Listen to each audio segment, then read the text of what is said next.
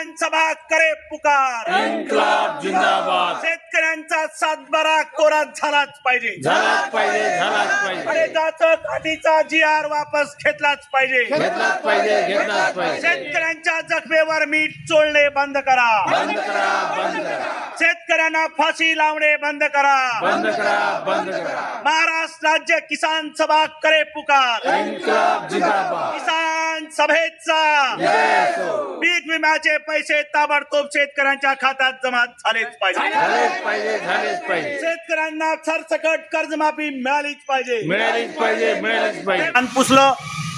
आणि जेव्हा प्रत्यक्षात कर्जमाफी शेतकऱ्यांना द्यायची त्यावेळेस त्यांनी जे GR काढलं ते कर्जमाफी ऐवजी कर्ज वसुलीचा GR काढलेला आहे. आणि हे कर्ज वसुलीचा GR ताबडतोब वापस घ्या म्हणून अनेकदा त्या GRचा आपण होळी केलेली आहे.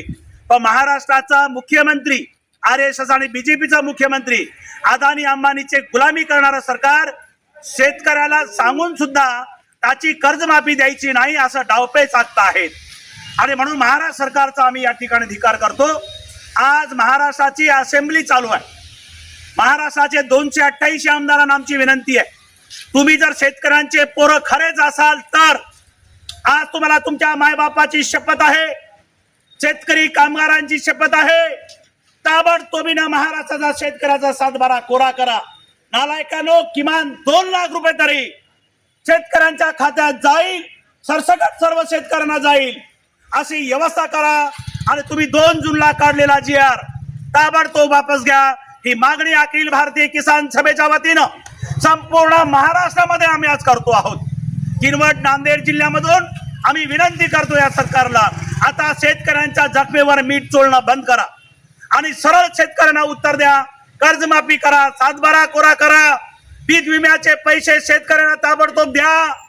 शेतकऱ्यांचं शेती आधाराचे वाढलेले सगळे किमती ताबडतोब कमी करा. त्यांना खतं मिळाली पाहिजे, त्यांना बियाण्यासाठी सबसिडी मिळाली पाहिजे. अशा पद्धतीनं महाराष्ट्रातला शेतकरी वाचेल तर महाराष्ट्रातली जनता वाचेल.